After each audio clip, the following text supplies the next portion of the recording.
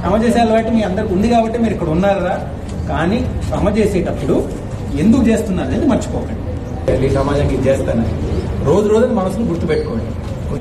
ఇప్పుడు నువ్వు పరిగెత్తేటప్పుడు కింద పడితే ఏం చేయాలి? అలా చేసిన వాడికి ఇంకేమన్నా ఆపగలగదా? నేను ఎనీవన్ స్టాప్ యూ చెప్పండి.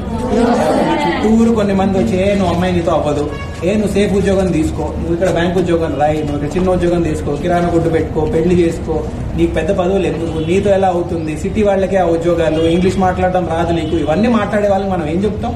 నీ జీవితం నువ్వు చూసుకోరా, నా జీవితం నేను చూసుకుంటామని చెప్తా కదా. చేస్తారు కదా. వెనక పడతారా? ఎవరన్నా పాటిస్తారా? బెస్ట్ లక్ రా. మీరు ఎంత ఎదిగితే అంత సంతోషం రా. మాకు మీకు కావాల్సిందంటే మీ ప్రిన్సిపల్ గారు అన్న ముందు నుంచి మీ అండగా ఉన్నారా? 10 సార్లు అన్న చెప్పుంటాడు, సమయం లేక రాలేపోయా, రావాలి సార్ మీరు, రావాలి సార్ మీరు, రావాలి సార్ మీరు. కంప్యూటర్లు పెట్టింది మీ అన్న, ప్రిన్సిపల్ గారితో మాట్లాడి ఇవన్నీ సౌకర్యాలు తెచ్చింది మీ అన్న. నిజంగా ఒక అన్నలాగా ఉన్నాడు రా మీతో. చూడండి, బాగా ఎదగాలరా. మీ వయసులో ఒక మొక్కలాగరా. మీరు మొక్క నాటినప్పుడే దానికి నీళ్లు ఎరువిస్తే ఎదుగుతుంది.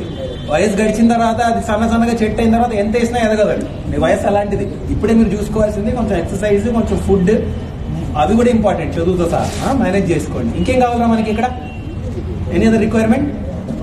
అంత బాగానే ఉందారా? ఇప్పుడు చెప్పకపోయినా మీ ప్రిన్సిపల్ గారు చెప్పండి, మళ్ళీ చూసి అందించాల్సిందిగా అందిస్తాం. ఓకే, మీరు మాకు ఇచ్చే మాట ఏంటి?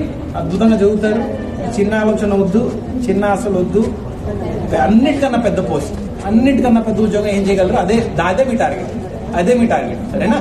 అందిన తర్వాత ఒక మాట ఇస్తున్నారు, వచ్చి ఒక 10 మందిని ఆదుకొని వెళ్తారని మాట ఇచ్చారు. గుర్తుపెట్టుకుంటారు కదరా?